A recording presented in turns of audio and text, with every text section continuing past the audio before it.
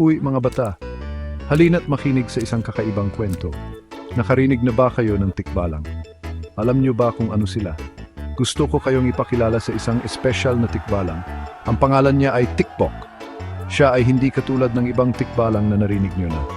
Hindi pangkaraniwan si Tikbok na tikbalang. Siya ay may kakaibang katangian na bihira sa kanyang lahi. Karamihan ng tikbalang ay kilala bilang makukulit at minsan ay nakakatakot, pero si Tikbok ay mabait at mapagkakatiwalaan. Nakatira siya sa isang maliit at mapayapang baryo kung saan mahal siya ng lahat, lalo na ng mga bata. Ang mga bata ay palaging masaya kapag kasama si Tikbok. Si Tikbok ay kakaiba at may pusong busilak. Hindi siya nagdadalawang isip na tumulong sa mga nangailangan. Ginagamit niya ang kanyang lakas para tumulong sa mga taga-baryo. Kahit anong hirap ng gawain, hindi siya umaatras. Kung may mabigat na bubuhatin o mga pananim na anihin, si Tikbok ay laging handang tumulong. Walang trabaho na masyadong mahirap para sa kanya. Isang araw, may nangyaring nakakatakot. Ang buong baryo ay nabalot ng takot at pangamba. Isang kapre ang nagsimulang manggulo sa baryo. Ang mga tao ay hindi alam ang gagawin. Natakot ang mga taga-baryo pero alam ni Tikbok ang gagawin. Hindi siya nagpatinag sa takot. Gamit ang kanyang malalakas na binti at matalas na isip, hinanap ni Tikbok ang kapre. Alam niyang kailangan niyang protektahan ang kanyang mga kaibigan. Pumasok siya sa loob ng gubat, sinusundan ang bakas ng kapre.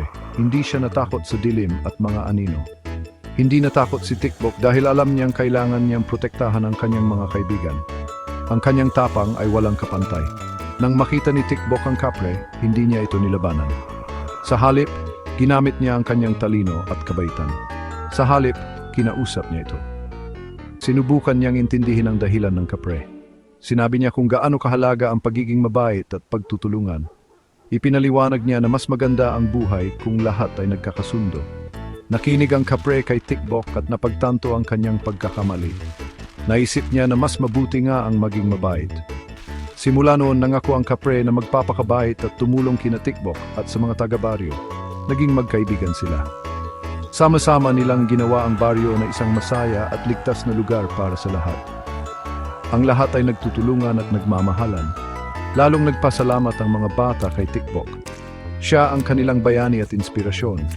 Gustong-gusto nila makinig sa mga kwento ng kanyang pakikipagsapalaran at natutunan nila ang kahalagahan ng kabaitan at katapangan. Ang mga kwento ni Tikbok ay nagbibigay ng aral sa kanila. Naging bayani nila si Tikbok at alam nilang maaasahan nila siya palagi. Siya ang kanilang gabay at kaibigan. Kaya tandaan ninyo mga bata, tulad ni Tikbok, pwede rin kayong maging bayani. Hindi kailangan ng superpowers para tumulong sa iba. Maging mabait, maging matapang at laging tumulong sa iba kung kaya ninyo. Ang simpleng kabutihan ay may malaking epekto. Salamat sa pakikinig sa kwento ni Tikbok. Sana ay may natutunan kayo at na-inspire kayo sa kanyang kabutihan. Huwag kalimutang mag-like at mag-subscribe para sa mas maraming nakakatuwang kwento. Kita-kits sa susunod. Paalam.